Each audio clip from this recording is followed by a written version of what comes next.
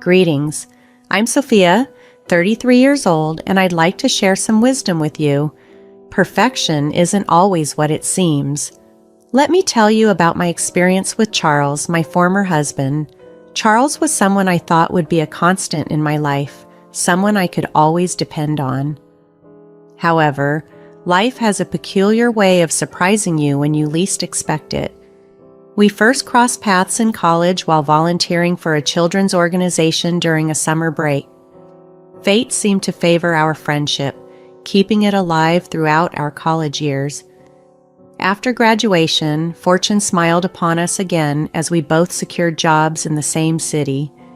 It seemed practical to move in together to save money, and without even planning it, love naturally developed between us. Charles was the first to confess his feelings, and before we knew it, we felt like we were excelling in both our careers and personal lives. Our relationship was so seamless that we introduced each other to our incredibly supportive families. It all felt like a perfect love story. Charles proposed, and soon we were married. I was living what felt like the happiest phase of my life, going to work, returning home to spend quality time with Charles, and enjoying lively weekends with friends. When it was just the two of us, it still felt wonderfully complete. At least, that's what I thought. Then, one day, everything shifted. It began with an unexpected call from my cousin, Natalie. "Hey, Sophia, I know we don't talk often, but that doesn't mean we aren't close," she started, setting a tone that signaled something serious was coming. Natalie then shared that she had tried a blind dating site recommended by a friend. No names, no pictures, just conversations, and if it felt right, they would meet. Excited, I half joked, "You're not engaged, are you? I'd be thrilled for you." But Natalie continued seriously, "Sophia, listen, this is important. I matched with someone and we agreed to meet at a cafe." As she described walking into the cafe and asking the waiter about her blind date, my heart sank with the suspense of her story. She finally revealed, "Sophia, I hate to be the bearer of bad news, but that guy, it was Charles." This revelation shook the foundation of what I believed was a perfect relationship, reminding me that appearances can be deceiving, and what seems perfect might be far from it. He was there, sitting just as my cousin Natalie described. The moment I recognized his face, I stormed out of the cafe. "Wait, are you absolutely sure it was my Charles?" I asked, disbelief choking my words.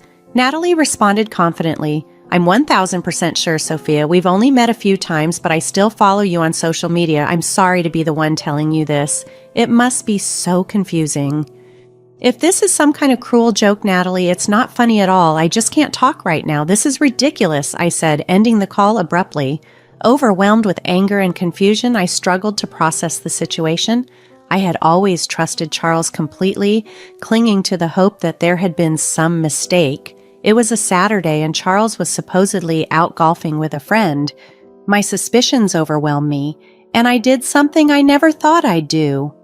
I snooped around. I started with his laptop, but it was clean, revealing nothing.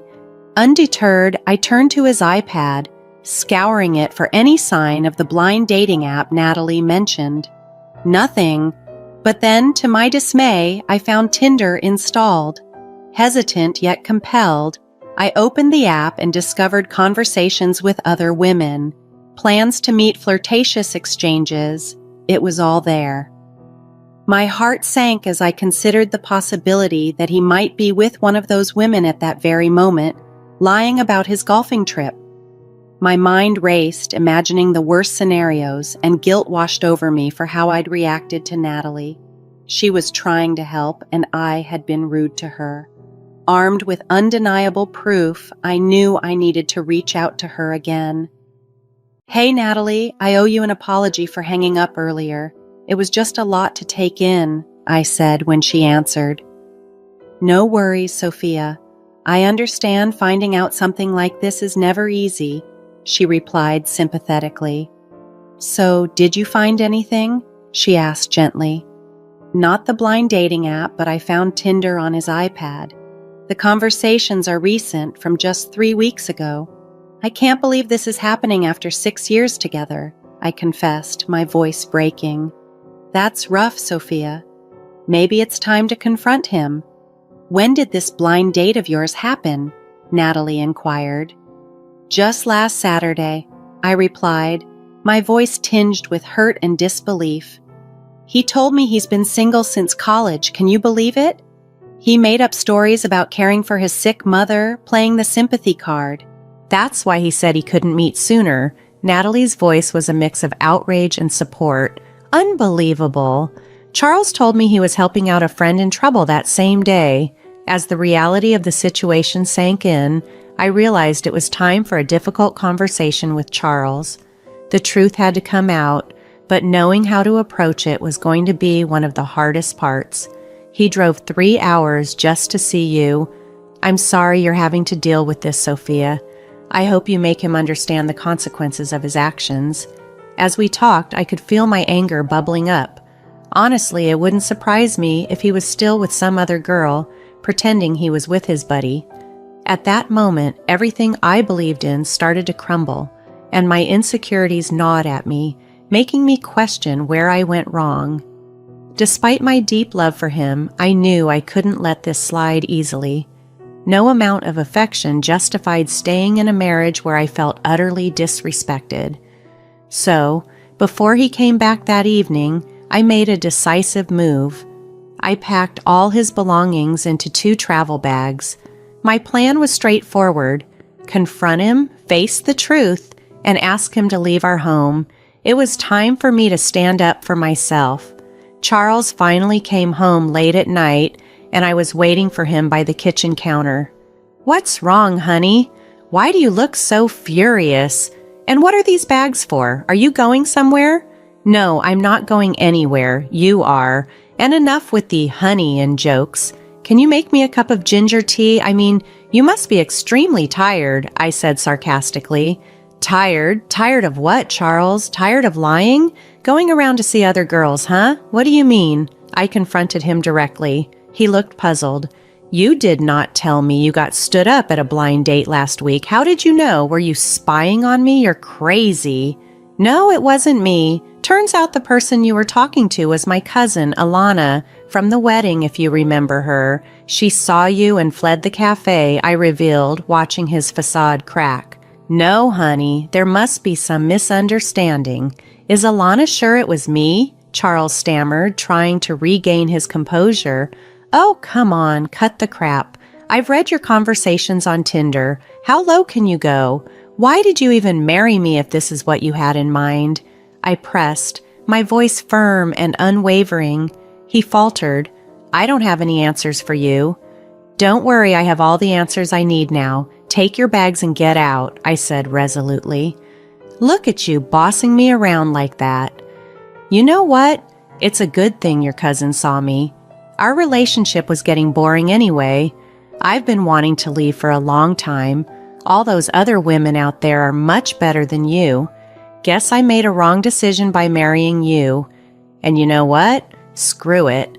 As hurtful as his words were, they only strengthened my resolve. It was clear that ending this marriage was the right decision. I watched as he took his bags and left, finally freeing me from the weight of his deceit. It was a painful yet empowering moment, marking the end of one chapter and the uncertain beginning of another. I wasn't even golfing today. I met a girl who's much more attractive than you. She's vibrant, not drained and weary like you, Charles spat out harshly, his words like daggers. I'm taking the suitcase and leaving. Enough, Charles. This marriage is over and I'm relieved, I replied with a mixture of sorrow and determination. Just like that, my deepest fears were realized. Charles left, and soon after, we were officially divorced. I clung to a sliver of hope that he might apologize, but instead he continued to belittle me, insisting I wasn't good enough. At first, I felt insecure and isolated myself, finding solace only in the melodrama of reality TV shows. I'd return from work, lose myself in television, and often forget to eat. That was my life for a few months. However, things began to change when my parents and friends intervened. They encouraged me, lifting my spirits and urging me to seek therapy. Gradually, I began to heal. I took up yoga, adopted a pet cat, and established a routine that helped distract me from my past trauma. These changes were transformative. After emerging from that dark phase, I felt ready to open my heart again. I began dating, and then I met Kyle at a friend's wedding. Kyle, a charming New Zealand 4 years my junior, caught my eye. Despite our age difference, he possessed a maturity that was lacking in many others I'd met. We started dating, and just 5 months into our relationship, he surprised me by flying us to New Zealand to meet his family. Upon meeting his mother, Doris, and his sister, Judy, I was warmly welcomed. "Sophia, Kyle has told us so much about you. I can't believe how strong you are after everything you've been through," Doris exclaimed. "Mom, Judy, Sophia's faced everything head on." "I admire her strength every day," Kyle added, his voice filled with pride. Judy chimed in, "Seriously, Sophia, I can't imagine going through what you did. You're like a superhero." I laughed softly. "Well, I don't have a cape, but I appreciate the sentiment." It was tough, but meeting Kyle has been a silver lining. He's helped me change the way I feel about myself. "You're like a breath of fresh air, Sophia. We're lucky to have you here," Judy continued, making me feel even more accepted. The conversation turned lighthearted when Doris recounted, one time Kyle tried to impress a girl by learning salsa dancing and ended up stepping on her toes the entire time. "That's hilarious. I hope he's improved his dance moves since then," I joked. "Doubtful, but it keeps family gatherings entertaining. We have dinner at our uncle's tomorrow. You should come and meet the rest of the family." "Yeah, you should." They all agreed enthusiastically. The warmth and acceptance of Kyle's family enveloped me, making me feel at home and cherished. It was clear I had found a new beginning, and this time it was filled with genuine love and laughter. Some might think I'm moving at warp speed, jetting off to New Zealand with Kyle and now getting to know his entire family, but life with Charles taught me important lessons. I knew Charles for a long time, and yet that relationship ended in betrayal and heartbreak. With Kyle, I decided to trust my instincts and embrace the new. Kyle came into my life and quickly provided the kind of love and security that Charles never did. It felt like the upgrade I desperately needed. His family welcomed me with open arms, giving off warm, comforting vibes that made me feel at home. After about a year of wonderfully steady and loving relationship with Kyle, he surprised me yet again. He whisked me away to where our story first started. But this wasn't just any dinner date. Kyle had gone all out, booking a private table at the very hotel where my friend's wedding had taken place. The same wedding where we met. As we sat down to dinner, I sensed something big was about to unfold. "Sophia, we've been together for a year now, and honestly, what we have feels so real. My family adores you, and I love you more than I can express," Kyle began, his voice filled with emotion. "I know you've had a tough time in the past with your ex, the cheating, the insecurities that followed. I'm not trying to rush things, and I know a year might seem quick to some, but I have this ring here. I'd love for you to be by my side for the rest of our lives. You don't have to answer right away, and even if you do, we don't have to rush to the altar. Take all the time you need, but I just want you to be mine." Tears of joy welled up in my eyes. "Oh my God, Kyle, yes. Let's take it one step at a time. That sounds perfect," I responded, overwhelmed with happiness. "And you know, my mom is already talking about grandkids," he joked, lightening the mood. "I know, babe," I laughed along. "Like you said, one step at a time."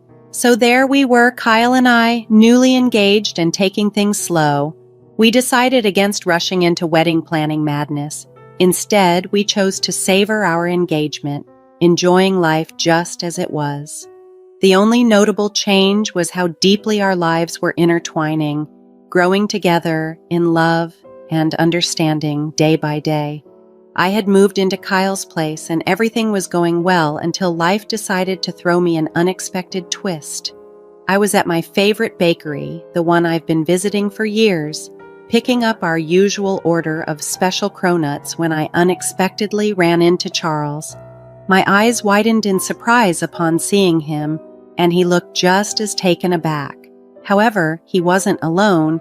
He was accompanied by a woman. "Oh, hey, Sophia, what a surprise. It's been a while," Charles greeted me.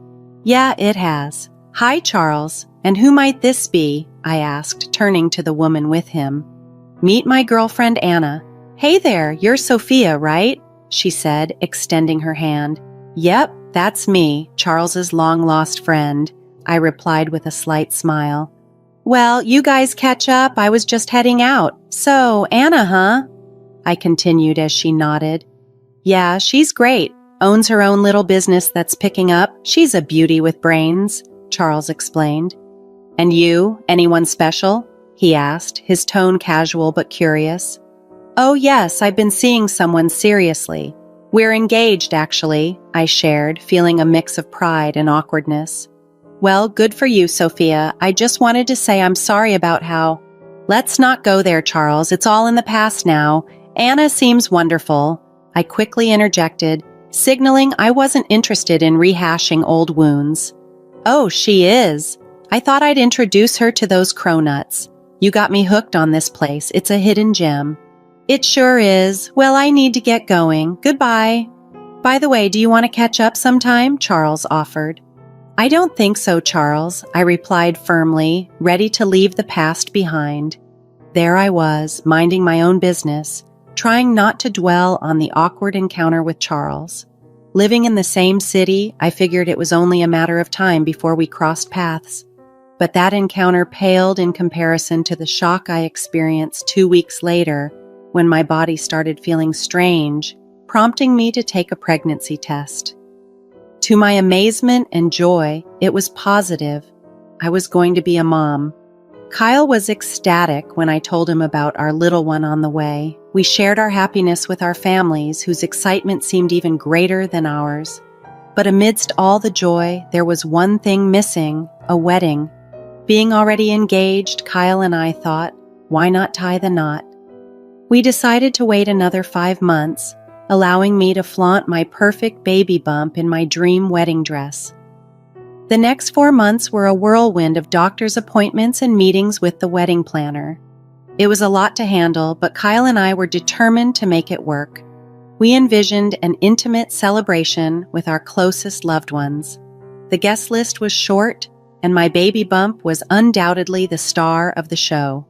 I wanted everyone to see how proud and happy I was. The day before my wedding, I stayed at my parents' house. We decided not to have a rehearsal dinner, but it was still a big and emotional evening, spent reminiscing and looking forward to the future with Mom and the rest of the family. On the eve of my wedding, I received an unexpected call from Judy, who was staying at our place with Kyle and Doris. "Hey, Sophia, everything okay over there?" I asked, sensing the unusual tone in her voice. "Yeah, pretty much everything's fine. I'm just a bit confused. Kyle and Mom went out to pick up some last-minute essentials and I'm here alone. A guy came by with some cronuts asking for you," Judy explained, sounding puzzled. "Did you get his name? Who was it?" I inquired, a hint of concern creeping into my voice. "No, I didn't catch his name. He didn't seem like one of your close friends because he looked shocked when I mentioned the wedding," she replied. "It must be some old acquaintance, I guess. Did you tell him I was getting married?" I asked, trying to piece together who it might have been. "Yeah, he seemed curious, asking about your whereabouts and who I was. I told him I'm your fiancé's sister and that there's a wedding tomorrow. Thinking about it now, I feel silly for giving out all that information without even asking his name," Judy admitted with a slight chuckle. "Don't worry about it, Judy. I think I know who it was. Probably Charles. Just stay safe until Doris and Kyle get back," I reassured her, though a part of me was unsettled by the idea of Charles showing up like that. I was puzzled about how Charles had gotten Kyle's address. It seemed unlikely that he had been following me. After all, he was with Anna now. Maybe he had seen me around the apartment complex and figured out where I lived. After the last time we spoke, when I firmly said no to catching up, maybe he thought to try his luck again. But it didn't quite add up. However, it was my wedding day the next morning, and I didn't want to dwell on these distractions. Charles wasn't a threat, just a part of my past I'd moved beyond. So, I focused on the excitement of the day, following the doctor's advice not to stress over the small things. The wedding was set for the afternoon, so I started getting ready early in the morning, amidst the joyful chaos at the venue. I was in the hotel suite I had booked for me and my bridesmaids, all of us buzzing with anticipation. Finally, it was time for the ceremony. The music began, and my father started walking me down the aisle. Kyle was waiting for me at the altar, and all our loved ones were there, their faces beaming with joy. Just as I took my fourth step down the aisle, a voice interrupted the music. "Hey, Sophia!" I turned, and there was Charles, causing a stir among the guests. "I need to borrow you for a minute," he called out assertively. "Charles, you are making a fool of yourself. Just leave," I responded firmly, my voice echoing slightly in the hushed venue. "I'm not going until you talk to me," he insisted, his presence casting a shadow over my special day. However, I was determined not to let this unexpected encounter disrupt the joy and love that surrounded me. I met Kyle's gaze from across the room as he stood at the altar, and with a supportive nod, he gave me the courage to handle the situation. "Everyone, please give us 10 minutes, I announced calmly before taking Charles by the elbow and leading him to a secluded spot. "Charles, are you serious right now?" I confronted him, my voice low but firm. "I was walking down the aisle at my wedding, and you chose that moment to interrupt. What are you thinking?" "Sophia, please hear me out. I've made a huge mistake, and I need to talk to you," Charles pleaded, his voice desperate. "Talk? On my wedding day? This is unbelievably disrespectful to Kyle and everyone here," I retorted, incredulous at his timing. "I saw you the other day going to our old favorite bakery. Listen, there's no Anna. I paid a girl $60 to pretend to be my girlfriend, to make you feel jealous. I wanted to talk to you before it was too late," he admitted shamefully. "Charles, are you kidding? You paid someone to make me jealous? This is like something out of a terrible teen movie," I scoffed, my anger rising. "Sophia, I've made mistakes. I thought I could find something better, but I was wrong," he continued, his eyes pleading. "Spare me the details," I snapped. "Just listen, I know I messed up. I tried to move on and even got into another relationship. I proposed, but she confessed she was already married. I was heartbroken. It's brutal out there. No one can love me the way you did. Do you even hear yourself? You want me back because no one else will give you the attention I did? Trust me, we can make this work. I will love this baby as my own," he added hastily. "Charles, you're a fool to think I'd leave my loving fiancé for a cheater like you. This is karma. You're getting back what you put out into the universe. It's not my fault you ended up heartbroken. And now you're here, ruining my special day just for a bit of attention. I'm sad for you. We've known each other a long time, and I did love you, but you better save your love for someone else. Now get out before I call the cops." "You've already created a huge scene," I said resolutely, my patience wearing thin. I was upset that Charles had hijacked this special moment, but there was also a part of me that felt a sense of satisfaction, like karma was indeed doing its work. Returning to the wedding, I reassured everyone that it was just a minor misunderstanding. Finally, I walked down the aisle once more, reaching Kyle, who was waiting with open arms. We exchanged our vows, the incident with Charles now just a small shadow on a day filled with much greater light. We were surrounded by love, and that was all that truly mattered in the end. After the unexpected drama, the wedding reception turned out to be phenomenal. It was as if the earlier disruption had never happened.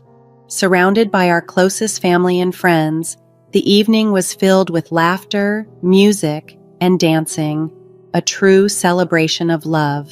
During the reception, Kyle gave a heartfelt speech that captured everyone's attention. Today has been nothing short of magical. Just look at my radiant bride, Sophia. From the moment I met her, I knew she was extraordinary. She's not just my ride or die, she's the whole playlist to the soundtrack of my life. Her laugh is my favorite melody, and her smile, it's the sunshine that brightens my entire world. Sophia, you are the missing puzzle piece that completes this complex game of life for me. I'm so grateful to have you as my partner in crime.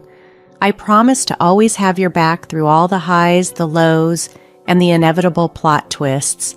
Your kindness, your strength, and your love make my heart do a happy dance every single day. So, here's to us, to our love story, and to all the epic moments that await us. And now, I'm excited to share a little life update. We are just a week away from welcoming our little girl into the world. My journey might not be the wildest drama you've heard, but it's uniquely mine, and perhaps it resonates with some of you, especially those who have navigated the turbulent waters of infidelity. Here's what I've learned. Sometimes the best revenge is simply living your best life, focusing on being the best version of yourself. Life has a way of working things out, and what's meant to be will always find its way. I thought Charles was my forever, and when that crumbled, I was devastated. But then life surprised me with Kyle, the unexpected upgrade I never knew I needed. So, if you're experiencing a tough time, remember that brighter days are just on the horizon. Keep shining, keep pushing forward, and know that sometimes life's greatest gifts come wrapped in the most unexpected packages.